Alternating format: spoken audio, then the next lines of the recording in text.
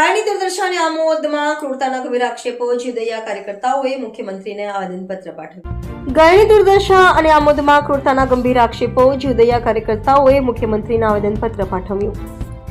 ગુજરાતમાં ગૌમાતાઓની દયનીય સ્થિતિ અને તેમની સાથે આચરાતી ક્રૂરતાના ગંભીર મુદ્દે જીવદયા તથા ગૌરક્ષા કાર્યકર્તાઓએ રાજ્યના મુખ્યમંત્રી શ્રી ભૂપેન્દ્રભાઈ પટેલને આવેદનપત્ર પાઠવ્યું છે। આવેદનપત્રમાં ખાસ કરીને આમોદ નગરપાલિકા દ્વારા રખડતી ગાયોને પકડવાના અભિયાન દરમિયાન ગંભીર અમાનવીયતા અને ક્રૂરતા આચરવામાં આવી હોવાના આક્ષેપો કરવામાં આવ્યા છે। કાર્યકર્તાઓના જણાવ્યા મુજબ તારીખ 30 નવેમ્બરના રોજ પકડાયેલી ગાયોને પાણીની કોઈ વ્યવસ્થા વિના ઢોર ડબ્બામાં બંધ રાખવામાં આવી હતી। ત્યારબાદ તારીખ 2 ડિસેમ્બરના રોજ પાંજરાપોળ લઈ જતી વખતે ભૂખ અને તરસથી અધમરી બનેલી 2 ગાયોને આમોદ નગરપાલિકાના ડ્રાઈવર રફીક દ્વારા પશુ દવાખાનાથી દૂર કચરાના ઢગલામાં ફેંકી દેવામાં આવી હોવાનો ગંભીર આક્ષેપ કરવામાં આવ્યો છે। આ ઘટનાની જાણ થયા જીવદયા કાર્યકર્તા ગિરીશભાઈ માછીએ સરકારી પશુ ડોક્ટર પાસેથી સારવાર કરાવી હતી। તેમ છતાં એક ગાયનું દુઃખદ મૃત્યુ થયું હતું। આ મામલે નગરપાલિકા સામે ફરિયાદ નોંધાવવાનો પ્રયાસ કરવામાં આવ્યો હતો, પરંતુ પોલીસે ફરિયાદ લેવાનો ઇનકાર કર્યો હોવાનો પણ આવેદનપત્રમાં ઉલ્લેખ છે। કાર્યકર્તાઓએ રાજ્યભરમાં રસ્તા પર રખડતી ગાયોની ભયાનક સ્થિતિ તરફ પણ ધ્યાન દોર્યું છે। ગૌપાલકો દ્વારા છોડી દેવાયેલી ગાયો કચરામાં પડેલું પ્લાસ્ટિક ખાઈને વાહન અકસ્માતોમાં ઘાયલ થઈને અથવા મોતને ભેટી રહી છે। તાજેતરમાં જ જંબુસર કલક રોડ પર ગાય અને વાછડાના 8 થી 10 જેટલા મૃતદેહોના અવશેષો મળ્યા હોવાનો ઉલ્લેખ કરવામાં આવ્યો છે। આ સંદર્ભે કાર્યકર્તાઓએ મુખ્યમંત્રી સમક્ષ મુખ્ય માંગણીઓ રજૂ કરી છે, જેમાં આમોદ નગરપાલિકાના જવાબદારો સામે કાયદેસરની અને સખત શિક્ષાત્મક કાર્યવાહી, રાજ્યભરમાં ગૌમાતાની દુર્દશા દૂર કરવા માટે યોજનાબદ્ધ પગલાં અને ગૌમાતાને રાજ્યમાતા જાહેર કરવાની માંગનો સમાવેશ થાય છે। કાર્યકર્તાઓએ આશા વ્યક્ત કરી છે કે સંવેદનશીલ મુખ્યમંત્રી શ્રી ભૂપેન્દ્રભાઈ પટેલ આ બોલ પ્રાણીઓ પ્રત્યે કરુણા દાખવી તાત્કાલિક અને કડક પગલાં લેશે। રિપોર્ટર જપન શાહ, જંબુસર। આજ રોજ અમે બધા ગાય માતાના એક વિષયને લઈને આવેદનપત્ર નાયબ કલેક્ટરશ્રીને આપવા આવ્યા છે।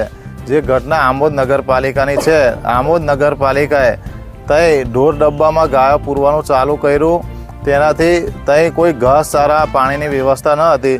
તે ગાયોની 2 મૃત અવસ્થામાં આવી ત્યારે એ ગાયને કચરાના ઢગલા પર ફેંકી આવ્યા જીવતી, અને અમારા જીવદયા કાર્યકર્તાએ ત્યાં જઈને સારવાર કરાવી। તો એ નગરપાલિકા વિરુદ્ધ અને એ ડ્રાઈવરની વિરુદ્ધ કાયદેસરની કાર્યવાહી કરવામાં આવે અને ગૌ માતા રાષ્ટ્રમાતા બને એના માટે અમે આ આવેદનપત્ર આપેલું છે। આ જો આવેદનપત્ર આપ્યા બાદ કોઈ પણ પ્રકારનું નિરાકરણ નહીં આવતા આગળનો શું? તો આનામાં ઉગ્રમાં ઉગ્ર આંદોલન થશે। મારું નામ ગિરીશભાઈ માછી છે અને હું કર્મભૂમિ જીવદયા પ્રમુખ છું। શું ઘટના બની હતી? જે નગરપાલિકા દ્વારા જે ગાય માતાઓને એ ઢોર ડબ્બાની અંદર રાખવામાં આવી હતી, તે ઢોર ડબ્બાની અંદર ના પાણીની વ્યવસ્થા ના ઘાસચારાની વ્યવસ્થા કરવામાં આવી, જેથી ગાય માતાની સ્થિતિ બગડતા આ લોકો ગાય માતાને ટેલર દ્વારા એક પશુ બહુચરાજી નવી નગરી વસાહત ની બાજુની અંદર જે કચરા પેટી આવેલી છે, કચરો નાખવામાં થાળવામાં આવે છે, એ જગ્યા ઉપર આ જીવતી ગાયોને ત્યાં આગળ ફેંકી દેવામાં આવે છે, જેથી જે સારી ગાયો છે એ લોકો ત્યાંથી જતી રહે છે, પણ જે મરણ અવસ્થામાં જે ગાય માતા હતી એને આ લોકો છોડીને ત્યાંથી જતા રહે છે। ના ડૉક્ટરી સારવાર કરી, ના પાણીની વ્યવસ્થા કરી, ના ઘાસચારાની વ્યવસ્થા કરી અને મરવાની હાલતની અંદર આ લોકો છોડીને જતા રહ્યા। 2 દિવસ પછી આ ગાય માતા મૃત્યુ પામે છે।